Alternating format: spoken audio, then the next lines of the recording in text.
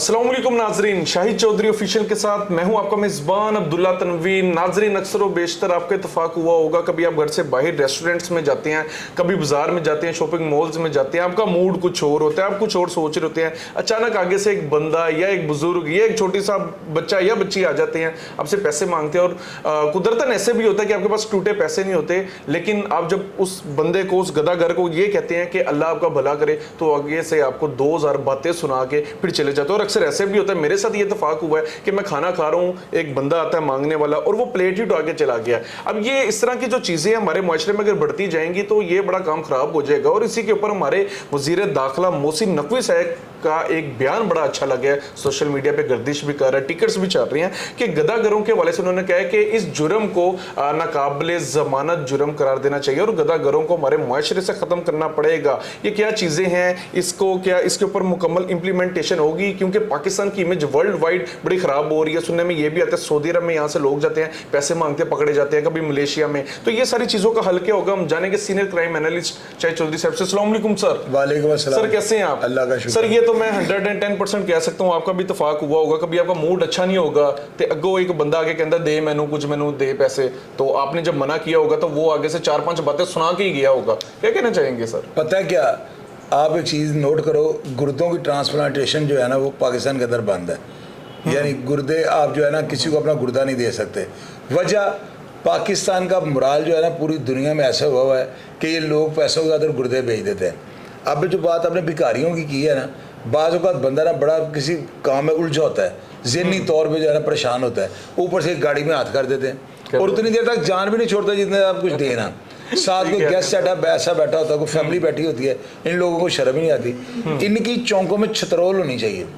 ये गैंग्स हैं, गैंग्स। ये गरीब आदमी नहीं है, ये भिखारी नहीं है, ये गैंग है जिन्होंने चौक मले हुए हैं। अब्दुल्ला एक चौक जो है ना हज़ारों रुपए में बिका हुआ है। बिल्कुल ठीक है। कलमा चौक आप देख लें, बड़े बड़े चौक, ये करतबा चौक देख लें, जैन मंदिर चौक देख, पुरानी नार, बड़े बड़े चौक जो है ना वो लोगों ने ठेके पे लिए हुए हैं कि वहाँ पे दूसरे इलाके का भिखारी वहाँ पे नहीं जा सकता। ये भिखारियों के गैंग्स हैं। और ये चीज़ जो है ना, जब फॉरेन से लोग आते हैं ना, बाहर से बैरून मुल्क से लोग आते हैं, तो ये उनके आगे हाथ करते हैं, वो लोग देते हैं यार भीख मंगों की कौम है ये जो मोहसिन नकवी साहब का जो इक़दाम है ना, इसको मैं सराहता हूँ। इनको चित्रोल करके इनको सवालातों में बंद करना चाहिए, इनके खिलाफ केस बना देने चाहिए। जो भिखारी नजर आया ना, खा वो जायज़ है ना जायज़, उसको उठा के बंद कर। सर, अब इन्होंने एक नया तरीका पकड़ लिया, हाथ में पेंसिल या माचिस पकड़ लेते हैं ताकि कोई पुलिस है तो हम कहें कि हम तो ये चीज़ बेच रहे हैं, लेकिन फिर भी वही चीज़ है। अब्दुल्ला तरीका फार्मूला चेंज किया ना, तो पुलिस वालों को चाहिए इनकी रैकी करके इनके ऊपर मुकदमा बनाएं और इनको जेलों में भेजें। यार ये बड़ा घटिया काम है अब्दुल्ला। आप इतना पैसा, इतना लाहौर को डेवलप कर रहे हैं, चीफ मिनिस्टर मरीम नवाज इतने काम कर रही है, फ़ायदा क्या है कि ये भीख मंगों का मुल्क थोड़ी है। आप किसी चौक में खड़े हो, 4-4 हाथ आपकी गाड़ी के अंदर होते हैं, नहीं होते हैं। खाना खा रहे हो, आपके आगे हाथ करेंगे, आपको शर्म आ जाती है। साथ कोई गेस्ट बैठा होगा, सोचता है यार ये बंदा पैसे नहीं दे रहा, बदोबद ये डकैती करते हैं, ये पैसे नहीं मांगते, ये डकैतियाँ कर रहे हैं और इस डकैती का पर्चा भी कोई नहीं, उल्टा मजबूरन हमें पैसे देने पड़ते हैं। सर, ये गैंग्स कौन से फराज चलाते हैं, कभी आपको? अब्दुल्ला, इनके पीछे जो है ना हैंडलर होते हैं, वो गाड़ियों पे आते हैं, इनको उतारते हैं चौकों से पीछे और ये अपने भीख मांगनी शुरू कर देते हैं। शाम को इनको साथ ले जाते हैं। ये लोग नशई होते हैं, इनको नशा चाहिए होता है और नशा जो वही हैंडलर देते हैं जो इन्होंने इनको रखा होता है। वो लाके इनको चौकों में छोड़ देते हैं, ये सारा दिन मांगते रहते हैं, वापसी के टाइम 5-6 बजे आते हैं, इनको साथ लेकर चले जाते हैं। और ये लोग जो है ना ये किराए कश होते हैं, यानी कि इन्होंने जो है ना किराए, इन्होंने पगार लेनी होती है, बस एक दिन की दिहाड़ी लेनी होती है। सर, आपने बड़ी अच्छी बात की है कि इन्होंने एरिया सिलेक्ट किए होते हैं। ये मेरा भी हुआ है कि ये चीजें बड़ी मेरे सुनने में और देखने में सामने है। एरिया सिलेक्ट किया होता है और इतने बेगैरत है कि वहां पर दूसरे भिखारी को भी नहीं आने देते। ये वहां बदमाश बने होते हैं, बिल्कुल लड़ पड़ते हैं और इस तरह इनको पता है यहाँ पे चमन वाले के आगे चले जाओ ना, मेरा ख्याल है 25-30 हज़ार रुपये डेली का वो ठेका है।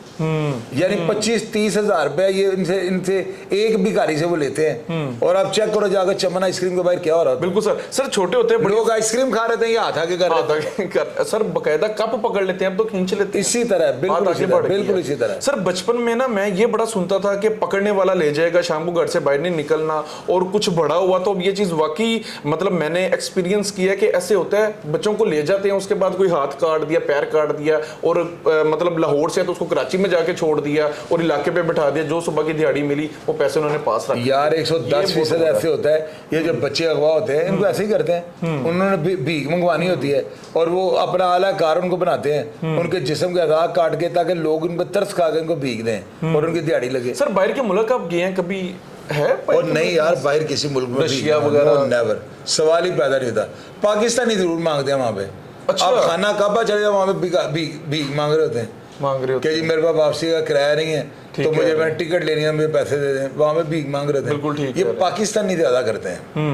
बिल्कुल ठीक कह रहे हैं सर। पुलिस को क्या इकदाम अपनाने चाहिए? पुलिस वालों को चाहिए जो भी चौक चौराहे में भिखारी नजर है उसके खिलाफ मुकदमा दर्ज करे, जेल भेज दें, पर्चा कर बस पर्चा कर दें, ताकि ये लोग खौफ के मारे जो है ना बाहर ना निकले। बाहर ही ना निकले। बिल्कुल नाजरीन, ये हमारा आज का प्रोग्राम था। आप देख रहे हैं गदागर किस तरह बढ़ते चले जा रहे हैं, और जो हकदार लोग होते हैं, इन लोगों की वजह से उन हकदारों को भी उनका हक नहीं मिल पाता, और पाकिस्तान की इमेज बैनुल कौमी तौर पर बड़ी ख़राब हो रही है। बल्कि दुबई, सऊदी अरब, मलेशिया, पता नहीं कौन कौन से ममालिक हैं जहाँ पे आप देखते हैं कि ये लोग वहाँ पर जाके भी भीख मांगते हैं, पैसे मांगते हैं, और पाकिस्तान का जो मोराल है, खुसूसी तौर पर पाकिस्तान के जो रिहायशी हैं, जो यहाँ पे रहने वाले लोग हैं, सिटीजन जो हैं, इनका मोरल बहुत डाउन हो रहा है। तो इनके खिलाफ सख्त से सख्त कार्रवाई की जानी चाहिए, और इनके पीछे जो ग्रुप्स हैं, जो गैंग्स हैं, उनको लाजमी बेनकाब करना चाहिए, ताकि हमारा जो मुआशरा है वो इन चीज़ों से बिल्कुल पाक और साफ हो जाए। नाज़रीन, प्रोग्राम का फीडबैक जरूर दीजिएगा, और अगर आप इस चीज़ के हवाले से कोई आपके पास एक्सपीरियंस हो, कमेंट सेक्शन पर लाजमी बताइएगा। हम इंशाल्लाह इसके ऊपर रिसर्च आउट करके मैं प्रोग्राम करूँगा। इसी के साथ अपने मेज़बान अब्दुल्ला तनवीर को इजाज़त दीजिए। अल्लाह निगहबान।